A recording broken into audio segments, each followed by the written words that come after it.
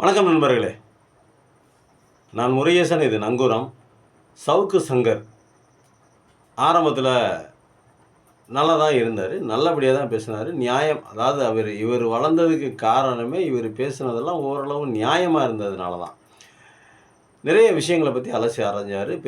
பெரியாரிஸ்ட் அப்படிங்கிற மாதிரி ஒரு மாதிரியான தோரணை தெரிஞ்சது. நம்மெல்லாம் எல்லாருமே விரும்பி பார்த்தோம். பரவாயில்லையடா, நாட்டில் நடக்கக்கூடிய அக்கிரமங்களையும் அநியாயங்களையும் தட்டி கேட்கிறார் அப்படின்னு சொல்லிட்டு நிறைய பேசுனார். நம்மளும் எதிர்பார்த்தோம், ரைட்டர் நல்லபடியாக தான் பேசுகிறாரு அப்படின்னு சொல்லிட்டு எல்லாருமே எதிர்பார்த்தாங்க. அதனால தான் இவர் பெரிய ஒரு லட்சக்கணக்கான வியூஸ் இவருடைய காணொலியை பார்க்குற அளவுக்கு இவர் வளர்ந்தார். எப்படி பேசும்போது, கரெக்டாக பேசும்போது. என்னைக்கு இவங்க யார் பேச்சை கேட்டுக்கிட்டு இப்படி ஆடுறாங்கன்னு நமக்கு தான் எல்லாத்துக்கும் தெரிஞ்ச விஷயம் தானே. எவனாவது ஒருத்தன் கொஞ்சம் ஃபேமஸ் ஆனால் உடனே அவனை பிடிச்சி என்ன பண்ணுவாங்க, அவன் மேலே ஈடி ரேடு, அந்த ரேடு, இந்த ரேடுன்னு ஏதாவது விடுவாங்க. இல்லை அப்படின்னா அவனுக்கு காசை கொடுத்து அமைக்கி எனக்கு சார்பாக பேசு அப்படின்னு சொல்லுவாங்க. இது நாட்டில் நடக்கிறது தானே. இப்போது இவர் இந்த மாதிரி பேசுனதுக்கப்புறம் பார்த்தீங்கன்னாக்கா, தேவையில்லாத அரசு ஊழியர்களை பற்றி பேசுகிறது, ஆசிரியர்களை பற்றி பேசுகிறது, நீதிபதி அந்த கோர்ட்டு அது சமாச்சாரங்களை பற்றி பேசுகிறது, ஒரு சில விஷயங்கள்லாம் டீப்பாக உள்ளே போய் பேசுகிறது, ஆபாசமாக பேசுகிறது, அக்கிரமமாக பேசுகிறது, இல்லாததை பொல்லாததை பொய்யா சொல்கிறது.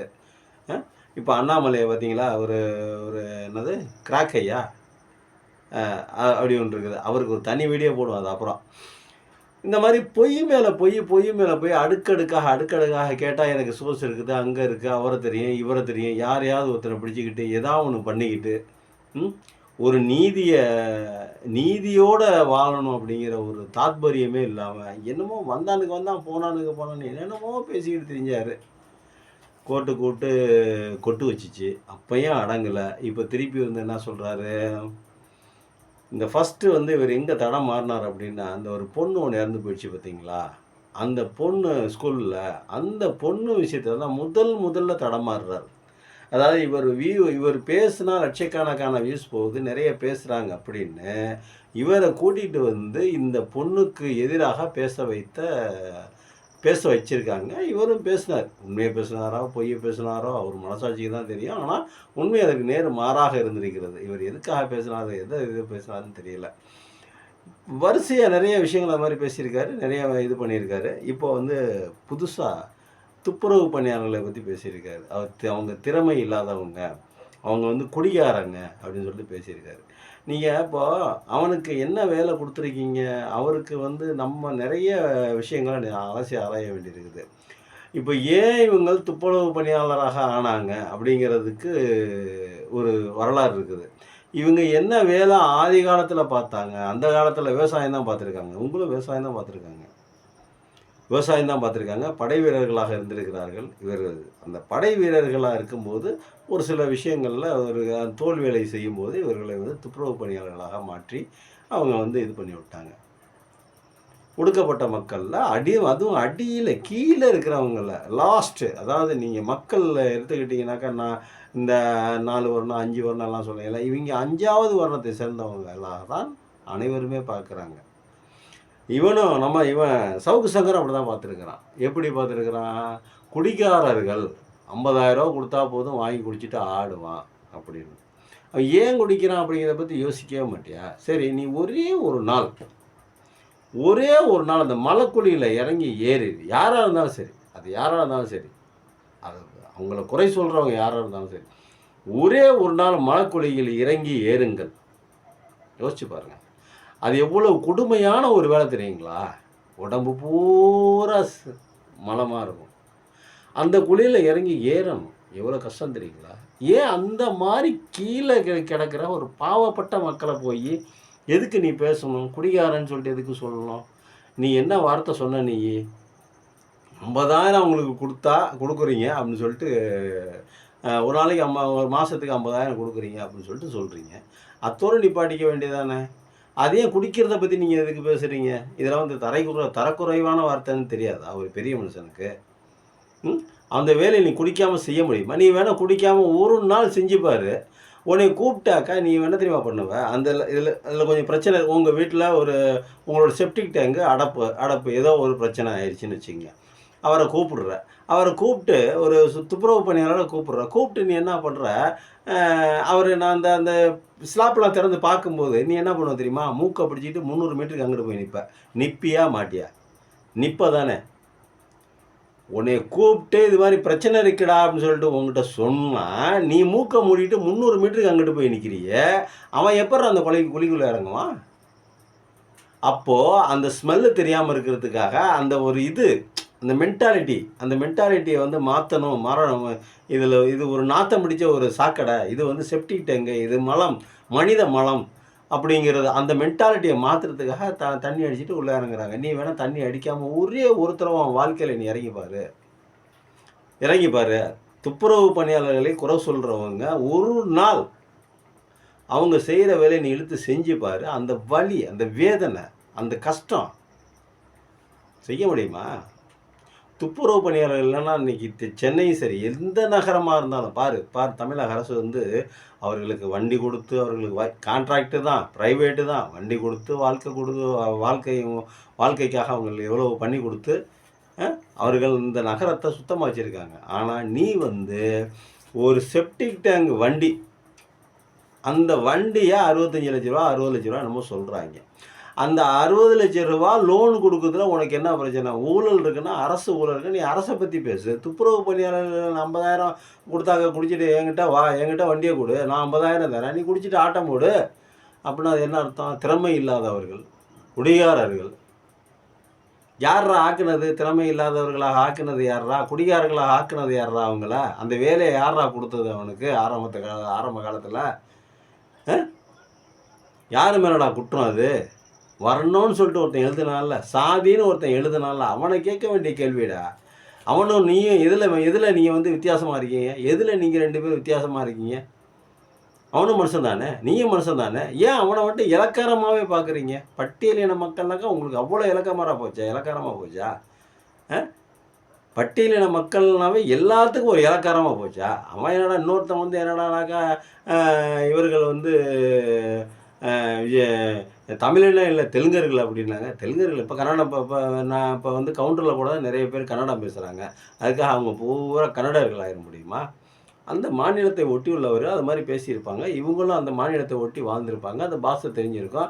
வீட்டில் பேசுகிறாங்க, வெளியில் பேசுகிறாங்க, ஏதோ ஒன்று பண்ணுறாங்க. ஆனால் தமிழ்நாட்டிலேருந்து அவர்களுக்கு ஆந்திராவுக்கு எதுவும் துணை இருக்குதா?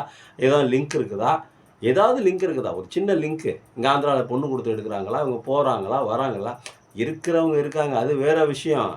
நீ பர்டிகுலராக நீ வந்து இந்த ஒடுக்கப்பட்ட மக்கள், அருந்ததியின மக்கள் அப்படின்னு தான் நீ பேசுகிற. தெலுங்கு பேசுகிறவங்கிறது இல்லை, மொத்தமாக பேசுகிறதுங்கிறது வேறு.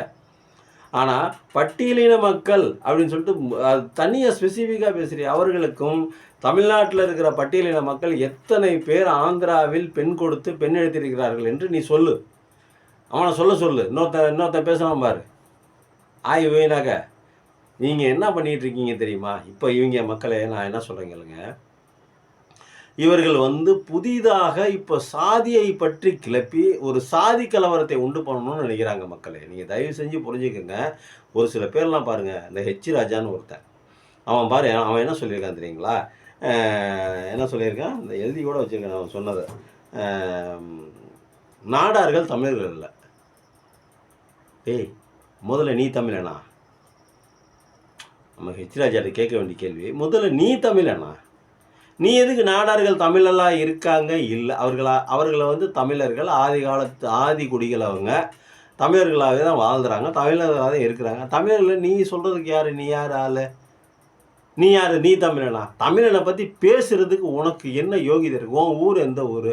நீ வந்து பீகாரி, நீ வந்து ராஜா சர்மா, ஹெச் ராஜா சர்மா, நீ பீகாரி. நீ எதுக்கு தமிழ்நாட்டை பற்றி இவன் தமிழனா அவன் இதெல்லாம் பேசுகிற? நீயே கேட்டால் ஒரு காணொலியில் பேசுகிறான், ஹெச் ராஜா பேசுகிறான், நான் வந்து தஞ்சாவூருக்காரன், நான் சுத்த தமிழன் அப்படிங்கிறான். சுத்த தமிழனா பூணூல் போடாமல் வருவியா? தமிழன் என்னைக்கு பூணூல் போட்டிருக்கிறான்? பூணூலுக்கும் தமிழனுக்கு என்ன சம்பந்தம்? நீ பூணூல் போடாமல் வருவியா? சுத்த தமிழன் பூணூல் அவுத்து போட்டு வந்துடுவியா? நீயே தமிழனா? நீ எப்படி தமிழன்னு சொல்லுவ? சரி, தமிழனா? நாடார்கள் தமிழர்கள் இல்லைன்னு சொல்லலாம், நீ தமிழனா? அப்போ நீ நாடகம் தமிழன்னு சொல்கிறது, தமிழன் இல்லைன்னு சொல்கிறதுக்கு உனக்கு என்ன ரைட்ஸ் இருக்குது? உனக்கு என்ன அதிகாரம் இருக்குது?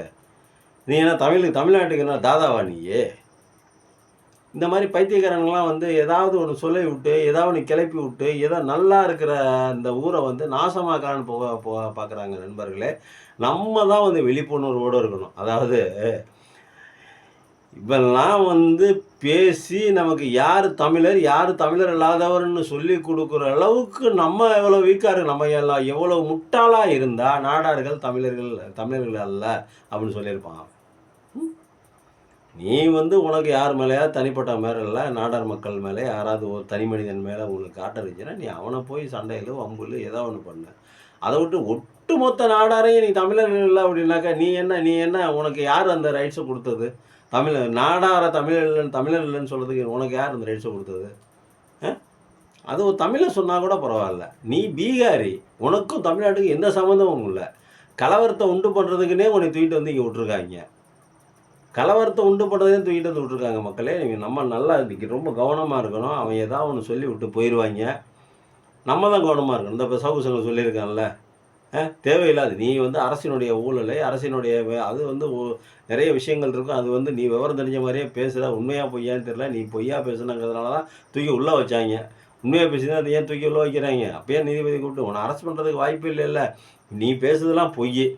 அரசாங்கக்குள்ளே நடக்கிறது, டெண்டர் விடுறது, வர்றது, போகிறது, ஒரு புதுசாக ஒரு பிஸ்னஸ் மேன் ஆக்குறதுன்னு சொல்லிட்டு இது பண்ணுறது, அந்த மாதிரி வேலைகள்லாம் வந்து செய்ய உனக்கு நீ வந்து எப்படி வேணாலும் விமர்சிச்சுட்டு போ. அரசுக்கு மேலே நீ ஏன் இவனை வந்து நான் ஒரு மாதம் என்கிட்ட வண்டியை ஒரு மாதத்துக்கு கொடு, நான் ஒரு மாதம் 50,000 கொடுக்குறேன், நீ வண்டி என்கிட்ட கொடு, நான் மாதம் 50,000 கொடுக்குறேன், நீ குடிச்சிட்டு ஆட்டோ மூடு அப்படின்னா,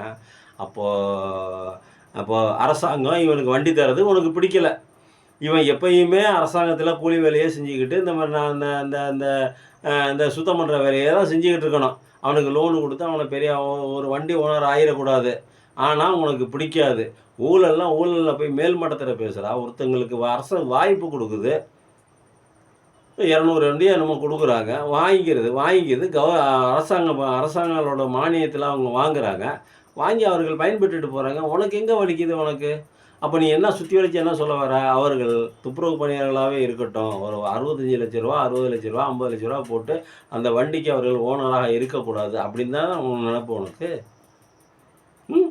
அப்படிதானே நினப்பு? இப்போ குடிகாரங்கிற பட்டத்தை நீ கொண்டு போய் அவங்க மேலே சுமத்துறல்ல. எவ்வளவு வன்மம் உனக்கு இருக்கணும், எவ்வளவு நீ ஒரு சாதி வெறியனாக இருக்கணும். உன்னை என்ன பண்ணலாம்? ஊருக்குள்ளே நடமாட விடலாமா? உன்னை வந்து அந்த மலத்தை கலைச்சி ஊற்றுனாங்களே. ஒருத்தர் சொன்னார், ஒரு காணொலியில் ஒருத்தர் சொன்னார், அவன் வீட்டுக்குள்ளே எதுக்குங்க ஊற்றிங்க, அவனை உட்கார வச்சு அவன் தலையில் ஊற்றினா அப்படின்னார். இந்த மாதிரி கொடுமையான அந்த அந்த விமர்சனங்கள்லாம் உனக்கு தேவையா? அரசுக்குள்ள ஊழல் இருக்குது. எல்லா அரசுலேயும் தவறுகள் செய்யாமல் இன்றைக்கி அரசியல் இருக்க முடியாது. எல்லா அரசும் ஓரளவு தவறுகள் செஞ்சு தான் தீரணும். அது வேறு விஷயம். அதுவும் திமுககாரங்க இப்போலாம் ரொம்ப கண்ணியமாக நடந்துக்கணும்னு நினைக்கிறாங்க. ஏன்னா அவர்கள் இருக்கக்கூடிய நிலைமை அந்த மாதிரி. நீ வந்து அவங்க மேலே அதையும் தாண்டி ஒரு சில குற்றங்கள் நடக்குது அப்படின்னா நீ அதை போய் நேராக கண்டி அரசு லெவலில் பேசு. நீ எதுக்கு இவனை போய் குடிக்காரன்னு சொல்கிற? இவன் என்ன பாவம் பண்ணான் உனக்கு? உன் வீட்டில் வந்து சோத்துக்கு நானா, உன் வீட்டில் தண்ணிக்கு நானா, உன் வீட்டில் வந்து உப்புக்கு நானா, உன் வீட்டில் வந்து பெருங்காயத்துக்கு நானா, எதுக்குடா என்னண்ணா உனக்கு அதுக்கு ஏதாவது சம்மந்தம் இருக்குதா? அவங்க பாட்டு அவன் வேலையை பார்க்குறான், நீ பாட்டுக்கு உன் வேலையை பாரு. அரசு மேலே கோவம் இருந்தால் அரசுக்கிட்ட போய் காட்டு. அது விட்டு சாதாரண மக்களை போய் குடியாரங்கிற, திறமை இல்லாதவங்கிற, இது என்ன பொழப்பு? இந்த பொழப்புக்கு இதுக்கு நீங்கள் பண்ணுற இந்த எச்ச வேலையெல்லாம் எங்கே தெரியுமா போய் முடியும்? ஏதாவது ஒரு கலவரம், அப்போ அவன் பாட்டுக்கு குளிச்சு அவன் பாட்டுக்கு வேலைக்கு போவான். காலைல வந்து வேலைக்கு போவான், மத்தியானம் நைட்டு வரைக்கும், சாயங்காலம் 5 மணி வரைக்கும் 6 மணிக்கு வேலை செஞ்சிடுவான், வந்து படுத்துருவான் அவன் பாட்டுக்கு. இப்போ நீ என்ன பண்ணுற? அவனை போய் சீண்டி அவன் உன் வீட்டில் வந்து என்னென்னத்தையே கொட்ட, அது அசிங்கமாகி எதுக்கு இந்த அவமானம் உனக்கு? ஏன் அவனை போய் சீன்ற? சிறுபிள்ளைத்தனமாக எதுவும் பண்ணிக்காதீங்கடா. மக்களை நிம்மதியாக வாழ விடுங்கடா. இதே பொழப்புடா உங்களுக்கு. நிறைய பேர் இப்படி தான்டா இருக்கீங்க. நன்றி, வணக்கம்.